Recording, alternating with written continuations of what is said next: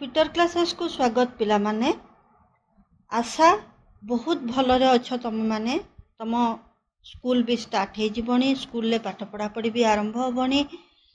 पिला माने ए पद्यटी आरंभ करबा पूर्वरु, ए विषयटी आरंभ करबा पूर्वरु आपण मानकु तुम मानकु गोटे कथा मु कहबा को चाहूची। जेतेबेले स्कूल ले जहाँ भी पढ़ा होची ना, से सब को प्रथमे मन देकरी पढ़। तुमरा प्राइमरी सोर्स ऑफ एजुकेशन होची स्कूल। तेणु स्कूल ले जहाँ पढ़ा होची जदि ताको माइंडफुली तुम सुनिल, any external information related to your subject सेटा को तुम भल भाव क्यारी करि परिबो।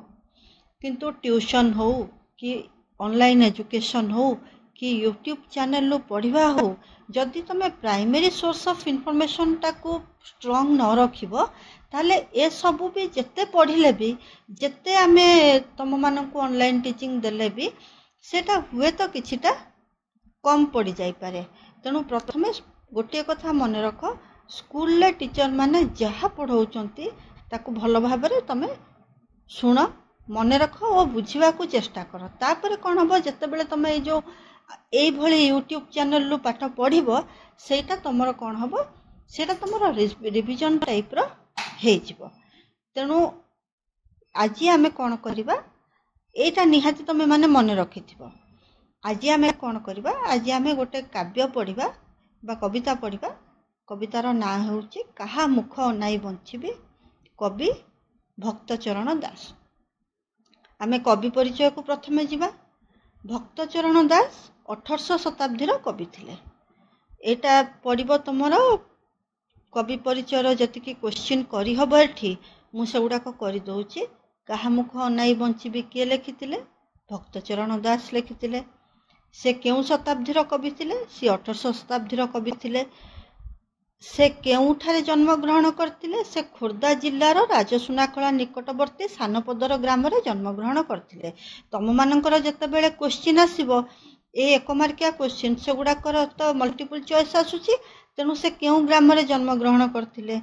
सानपदर ग्राम रे जन्म ग्रहण करथिले। भक्तचरण दास कर प्रथम नाम कौन थिला? बैरागी चरण पट्टनायक। से केउ धर्म दीक्षा नेबा परे भक्तचरण दास नाम रे परिचित हेले? से वैष्णव धर्म दीक्षा नेला परे भक्तचरण दास नाम रे परिचित हेले। रीति जुगर अन्यतम प्रसिद्ध कवि भाव से ओडिशा रे बेस सुपरिचित। से जने भक्ति भावापन्न कवि थिले। या अर्थ कौन? तांकर जेउ जेउ सृष्टि थिला, तांकर जेउ कविता सृष्टि बा साहित्य सृष्टि थिला, सेतिरे भक्ति भाव अधिक थिला। तेणु तांको भक्ति भावापन्न कवि बोली कुहा जाउथिला। अत्यंत सरल और प्रांजल अभिव्यक्ति ही तांको रचनार वैशिष्ट्य। सरल तो तुम जानी पारछो, सिंपल वे रे से बहुत लिखंती एवं प्रांजल डिटेल्ड अभिव्यक्ति प्रेजेंटेशन, सरल और डिटेल्ड प्रेजेंटेशन तांको रचनार स्पेशलिटी। मनबोध चौतीसा, कला कलेबर चौतीसा, गोपमंगल, मनः शिक्षा, मथुरा मंगल कविंकर हेउची श्रेष्ठ रचनावली। एगुड़िक मन रखिथिबो। कला कलेबर चौतीसा किए लिखिथिले? से एगुड़ाक तो तुम मन रखिले लिखिपारिबो ना, भक्तचरण दास बोली। ए जो संकलित पद्यांशटी तांकर रचित मथुरा मंगलर षष्ठ छांदर गृहीत। देख, एटा होची गोटे पद्यांश। ए पद्यांश क्यों काव्य रु आसीची? मथुरा मंगल काव्य रु आसीची। मथुरा मंगल काव्य रे षष्ठ छांदरे एई पद्यांशटी अछि। किंतु षष्ठ छांदरे 20टी पद अछि। से 20टी पदरु प्रथम 8टी पद एथरे निया जाय काहा मुख अनाई बंचिबी बोली नामकरण करा जायछि। तेनु एथरे कोन करा जायछि ना, श्रीकृष्ण कंसर धनु उत्सव देखिबाकू मथुरा को जिबा बेले यशोदांकर हृदय रे माने मातृ हृदय रे जो आशंका जो भय आसीछि, से एई कविताटी रे ताकू जीवंत भाबरे वर्णना करा जायछि। अच्छा, आमे एबे देखिबा कविताटी केउ रागरे पर्यवेसित, माने कवितार राग कोन? राग होउछि बराड़ी एवं वृत होउछि बाहुडा बसंत वृत। आसीबा कविता को आमे एबे। आरे बाबू श्याम घन, तू गले मधु भुवन, काहा मुख अनाई बंचिबी, हेब दश दिग शून्य, ଅଥିର ହେବ ଜୀବନ ନିଶି ଦିବସରେ ଝୁରୁଥିବି ରେ ଜୀବଧନ ଜୀବ ବିହୁନେ ଯେହ୍ନେ ଯଶ ରାଜା ବିନେ ଯେହ୍ନେ ଗ୍ରାମ ଦେଶରେ। ତ ଏହାର ଅର୍ଥ କ'ଣ ହେଉଛି ଆମେ ଏବେ ବୁଝିବା। ତେବେ ଆମେ କବିତାର ପୂର୍ବକୁ ଯିବା ଯେ ଯେତେବେଳେ ଗୋପରେ କୃଷ୍ଣ ବଢ଼ୁଥିଲେ ସେତେବେଳେ କଂସ ଯିଏ ମଥୁରାର ରାଜା ଥିଲେ କଂସ ସେ ବିଭିନ୍ନ ଯୋଜନା କରିଥିଲେ, ବିଭିନ୍ନ ଉଦ୍ୟମ କରିଥିଲେ କୃଷ୍ଣଙ୍କୁ ମାରିବା ପାଇଁ, କିନ୍ତୁ ଅସଫଳ ହୋଇଥିଲେ। ତାପରେ ସେ କୌଶଳ କ୍ରମେ ତାଙ୍କୁ ଶ୍ରୀକୃଷ୍ଣଙ୍କୁ ମଥୁରାପୁରକୁ ଡକାଇ ମାରିବା ପାଇଁ ନୂଆ ଯୋଜନା ପ୍ରସ୍ତୁତ କରିଥିଲେ। ତେଣୁ ମଥୁରାରେ ଯେଉଁ ଧନୁଯାତ୍ରା ହୁଏ ତାକୁ ଦେଖିବା ପାଇଁ ସେ କୃଷ୍ଣଙ୍କୁ ଆମନ୍ତ୍ରଣ ଜଣାଇ ଅକ୍ରୂରକୁ ପଠାଇଥିଲେ। କୃଷ୍ଣ ମଥୁରା ଯିବା କଥା ଯେତେବେଳେ ଗୋପରେ ଖେଳିଗଲା ସେତେବେଳେ ମାତା ଯଶୋଦା ଅତ୍ୟନ୍ତ ବ୍ୟାକୁଳ ହୋଇପଡ଼ିଛନ୍ତି। ସ୍ନେହର ପୁତ୍ର ଶ୍ରୀକୃଷ୍ଣଙ୍କୁ ଛାଡ଼ି ସେ ବଞ୍ଚି ପାରିବେ ନାହିଁ ବୋଲି ଭାବି ଦେଇଛନ୍ତି। ତେଣୁ କବିତାଟିରେ ଯଶୋଦାଙ୍କର ବାତ୍ସଲ୍ୟ ସ୍ନେହକୁ ଅତ୍ୟନ୍ତ ହୃଦୟସ୍ପର୍ଶୀ ଭାବରେ ବର୍ଣ୍ଣନା କରାଯାଇଛି। ମାତା ଯଶୋଦା କୃଷ୍ଣଙ୍କର ମଧୁପୁର ବା ମଥୁରାପୁରକୁ ଯେଉଁ ଦିଆହେଇଛି ତୁ ଗଲେ ମଧୁଭୁବନ ମଧୁପୁର ମଥୁରାପୁରକୁ ଯିବା କଥା ଶୁଣି ଅତ୍ୟନ୍ତ ବ୍ୟାକୁଳ ଓ ଭୟଭୀତ ହୋଇଯାଇଛନ୍ତି। ମଥୁରାପୁରକୁ ଯଦି କୃଷ୍ଣ ଯାଆନ୍ତି ତେବେ ସେ କାହା ମୁଖ ଚାହିଁ ବଞ୍ଚିବେ ବୋଲି ଭାବନାରେ ବୁଡ଼ି ଯାଇଛନ୍ତି। କୃଷ୍ଣଙ୍କର ଅନୁପସ୍ଥିତିରେ କିମ୍ବା କୃଷ୍ଣ ତାଙ୍କ ପାଖରେ ନ ରହିଲେ ତାଙ୍କୁ 10 ଦିଗ ଶୂନ୍ୟ ଦେଖାଯିବ, ତାଙ୍କ ଜୀବନ ଅସ୍ଥିର ହୋଇପଡ଼ିବ ଓ ସେ ତାଙ୍କୁ ଦିନ ରାତି ନିଶିଦିନ ସେ ତାଙ୍କୁ ଝୁରି ହେବେ ବୋଲି କହିଛନ୍ତି। ଜଳ ବିନା ମାଛ, ରାଜାହୀନ ଗ୍ରାମ ଓ ଦେଶର ଅବସ୍ଥା ଯାହା ହୁଏ ତାଙ୍କର ସେହିଭଳି ଅବସ୍ଥା ହେବ ବୋଲି ସେ କୃଷ୍ଣଙ୍କୁ ଜଣାଇଛନ୍ତି। କୃଷ୍ଣ ମଥୁରାପୁରକୁ ଗଲେ ଯଶୋଦା ନିଶ୍ଚିନ୍ତ ପ୍ରାଣ ତ୍ୟାଗ କରିଦେବେ ବୋଲି କହିଛନ୍ତି। କାରଣ କାହାର ଶରୀରରେ ସେ ଚନ୍ଦନ, ଅଗରୁ, କୁଙ୍କୁମ ବା କସ୍ତୁରୀର ପ୍ରଲେପ ଦେବେ, କିଏ ନିଦ୍ରାରେ ଘାଡ଼ି ହେବେ, ସେ କାହାକୁ ଅଞ୍ଜନ ଲଗାଇବେ, କାହାକୁ ବସ୍ତ୍ର ପିନ୍ଧାଇବେ, ପିତାଙ୍କୁ କିଏ ଚନ୍ଦ୍ରମା ଆଙ୍କିବ, ଏସବୁ ସ୍ମରଣ କରି ସେ ମରିଯିବେ ବୋଲି କୃଷ୍ଣଙ୍କୁ କହିଛନ୍ତି। ତାହେଲେ ଏହାକୁ କବି କେମିତି ଲେଖିଛନ୍ତି? କାହା ଅଙ୍ଗେ ଚତୁଃସମ ଲେପିବି କରି ସୁଷମ ନିଦ୍ରାରେ କେ ହେଉଥିବ ଘାଡ଼ି କାହାକୁ ଅଞ୍ଜନ ଦେବି ବସ୍ତ୍ର ପାଡ଼ି ଶୁଆଇବି ପିତାଙ୍କୁ ମାଗିବ କେହୁ ହରିରେ ଜୀବଧନ। ଏଠି ହରି ହେଉଛନ୍ତି ଚନ୍ଦ୍ର। ତମର ଏଇ ଯେଉଁଟା ପିତାଙ୍କୁ ମାଗିବ କେହୁ ହରିରେ ଜୀବଧନ, ଏଠାରେ ହରି କାହାକୁ କୁହାଯାଇଛି? ଏଠାରେ ହରି ଚନ୍ଦ୍ରଙ୍କୁ କୁହାଯାଇଛି। ଏକଥା ସୁମରି ଯିବି ମରି ନିଶ୍ଚୟ ଯେବେ ଯିବୁ ମଧୁପୁରୀରେ। ଏକଥା ମାତା ଯଶୋଦା କୃଷ୍ଣଙ୍କର ଅନୁପସ୍ଥିତିକୁ ଅନୁଭବ କରି କହି ହେଉଛନ୍ତି। ତାପରେ ଆସିବା କବି କ'ଣ କହିଛନ୍ତି? ବାନ୍ଧିବି କାହାର କେଶ କୁସୁମୟ କରି ସୁବେଶ କାହା ଲଲାଟରେ ଦେବି ଚିତା କାହା କର୍ଣ୍ଣେ କୁଣ୍ଡଳ ଖଞ୍ଜିବିରେ ମୋର ବାଳ କାହା ପାଇଁ କରୁଥିବି ଚିନ୍ତାରେ ଜୀବଧନ କାହା ଅଙ୍ଗୁ ଧୂଳି ଦେବି ପୋଛି କାହାକୁ ବା ପିନ୍ଧାଇବି କାଛିରେ। ତ ଏହାର ଅର୍ଥ କ'ଣ ରହିଲା? କୃଷ୍ଣ ମଥୁରାପୁରକୁ ଚାଲିଗଲେ ସେ କାହାର କେଶ ବାନ୍ଧିବେ, କାହାକୁ କୁସୁମରେ ସୁବେଶ କରିବେ, କୁସୁମ ମାନେ କ'ଣ? ଫୁଲ। କାହାର ଲଲାଟରେ ଚିତା ଦେବେ ମାନେ କପାଳରେ ଚିତା ଆଙ୍କି ଦେବେ, କାହାର କାନରେ କୁଣ୍ଡଳ ଲଗାଇ ଦେବେ, କାହା ଦେହରୁ ଧୂଳି ଝାଡ଼ି ଦେବେ, କାହାକୁ କାଛି ପିନ୍ଧାଇ ଦେବେ। କାଛି ମାନେ କ'ଣ? ଯେଉଁ ଗାମୁଛା ଭଳିଆ ପିନ୍ଧନ୍ତି ଧୋତି ଭଳିଆ, ତାକୁ ଏଠି କାଛି କୁହାଯାଇଛି। ଏବଂ କାହା ବିଷୟରେ ଚିନ୍ତା କରିବେ ବୋଲି ଯଶୋଦା ଏଠି ନିଜକୁ ପ୍ରଶ୍ନ ପଚାରିଛନ୍ତି। ତାପରେ କବି କ'ଣ କହୁଛନ୍ତି?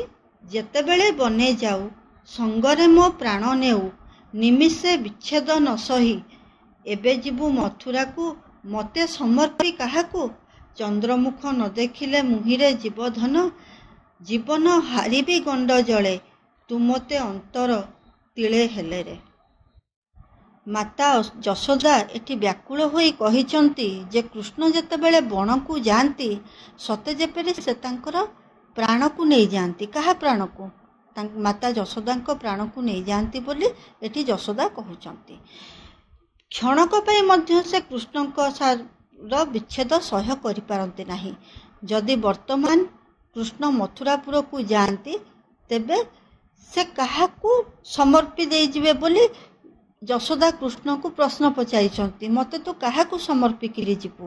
କୃଷ୍ଣ ଯଦି ଟିକିଏ ମାତ୍ର ଅନ୍ତର ହେବେ, ଅନ୍ତର ମାନେ କ'ଣ? ଆଖି ଆଗରୁ ଦୂର ହେବେ, ତେବେ ଯଶୋଦା ନିଶ୍ଚିନ୍ତ ଭାବରେ ଗଣ୍ଡରେ ଜୀବନ ହାରିବେ ବୋଲି ଏଠାରେ କହିଛନ୍ତି।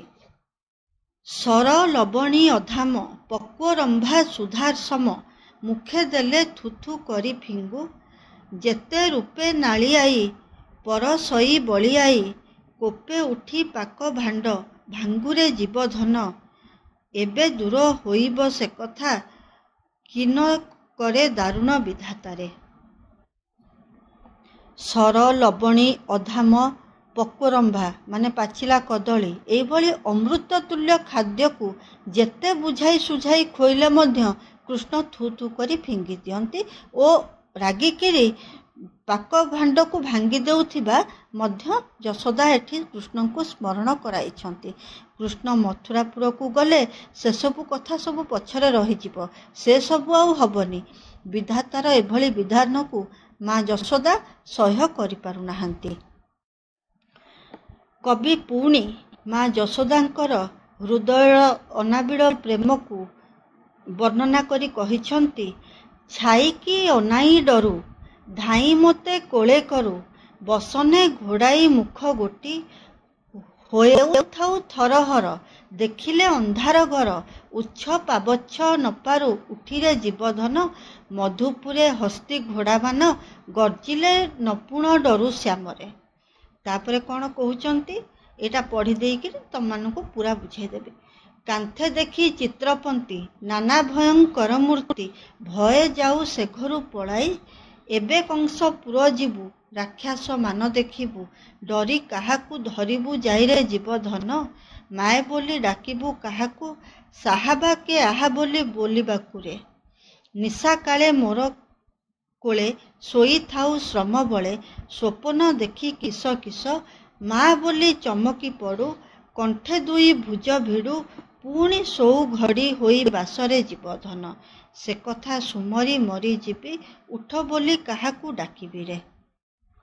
ମା ଯଶୋଦାଙ୍କ ମନ ଏଠି ପ୍ରଳାପ କରିକିରି କହୁଛି ଯେ ଯେଉଁ କୃଷ୍ଣ ଛାଇକି ଭୟ କରନ୍ତି, ମାଙ୍କ ପଣତରେ ଭୟରେ ମୁହଁ ଲୁଚେଇ ଦିଅନ୍ତି, ଅନ୍ଧାର ଘର ଦେଖିଲେ ଡରିକିରି ଥରି ଉଠନ୍ତି, କାନ୍ଥରେ ନାନା ଭୟଙ୍କର ମୂର୍ତ୍ତି ଦେଖି ଭୟରେ ସେ ଘରୁ ପଳାଇ ଆସନ୍ତି, ସେ କଂସପୁରରେ ରାକ୍ଷସମାନଙ୍କୁ ଦେଖି ଭୟ ପାଇ କାହାକୁ ଧରିବେ, କାହାକୁ ମା ବୋଲି ଡାକିବେ, ଆହା କହିକିରି କିଏ ତାଙ୍କୁ ସାହା ହେବ ବୋଲି ଯଶୋଦା ମନେ ମନେ କାନ୍ଦି ପକାଇଛନ୍ତି।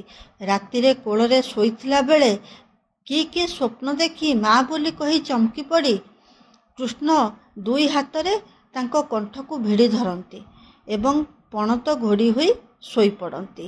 ଏସବୁ କଥା ସ୍ମରଣ କରି ମା ଯଶୋଦାଙ୍କର ହୃଦୟ ବିକଳ ଭାବରେ କାନ୍ଦି ଉଠୁଛି ଏବଂ ସେ ଦୁଃଖରେ ଭାଙ୍ଗି ପଡ଼ିଛନ୍ତି। ପୁତ୍ରର ସମସ୍ତ ସ୍ନେହବୋଳା ସ୍ମୃତି ତାଙ୍କୁ ବ୍ୟସ୍ତ କରି ପକାଉଛି। ଭୟାଳୁ କୃଷ୍ଣ କିଭଳି ମଥୁରାପୁରୀରେ ହାତୀ ଘୋଡ଼ା ଅସୁର ଅସୁରୁଣୀମାନଙ୍କୁ ଦେଖି ଭୟ ପାଇଲେ, କାହାକୁ ମା ବୋଲି ଡାକିବେ ଏବଂ ତାଙ୍କୁ କିଏ ସାହା ହେବ ବୋଲି ଭାବି ଭାବି ତାଙ୍କର ମାତୃ ହୃଦୟ ବିଚଳିତ ହେଉଛି। ତେବେ ପିଲାମାନେ, ଇଏ ଥିଲା କାହା ମୁଖ ଅନାଇ ବଞ୍ଚିବିର ସାରାଂଶ। ଭଲ ଭାବରେ ମନେ ରଖିବ।